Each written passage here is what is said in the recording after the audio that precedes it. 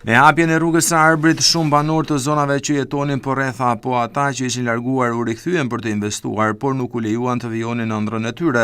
Kështu ndodhi edhe me familjen Basha në fshatin Plani Bardh, që u rikthye nga emigracioni duke hapur një biznes të vogël për t'u shërbyer udhëtarëve të rrugës së Arbrit, por me vendim të Këshillit të Ministrave, edhe biznesi i kësaj familje u mbyll si të gjitha rrugët kombëtare ku zhvillua aksioni. Bujar Basha thotë se ai dhe familja e tij u rikthyen në vendlindje, ku djali me bashkëshortën hapi një biznes të vogël anash rrugës. Sipas bujarit, ata ishin kthyer nga emigracioni në Gjermani për të rindërtuar jetën në fshatin Plani Bardh, por pas aksionit kombëtar të Inspektoratit të Mbrojtjes së Territorit, u detyruan të riktheheshin në Gjermani. Bujari ka një apel për shtetin shqiptar teksa i kërkojnë që të jetë mbështetje për ata që duan të rikthehen në zonat malore nga ku janë shpërngulur dhe jo t'i mbyll këto shtigje që nuk ndërtohen pa sakrificë.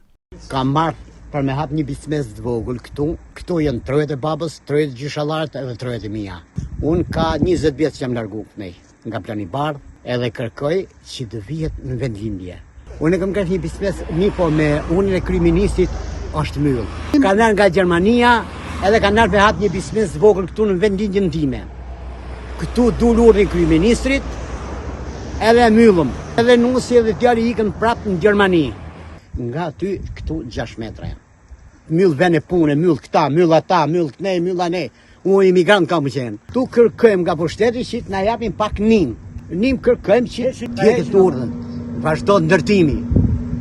Punojmë, ecim përpara. Megjithëse aktiviteti i familjes Basha nuk u lejua anash rrugës së Arbrit në fshatin Plani Bardh të Bashkisë së Klosit, vijon të qëndroi konteneri si një dëshmi e një ëndre të prerë në mes.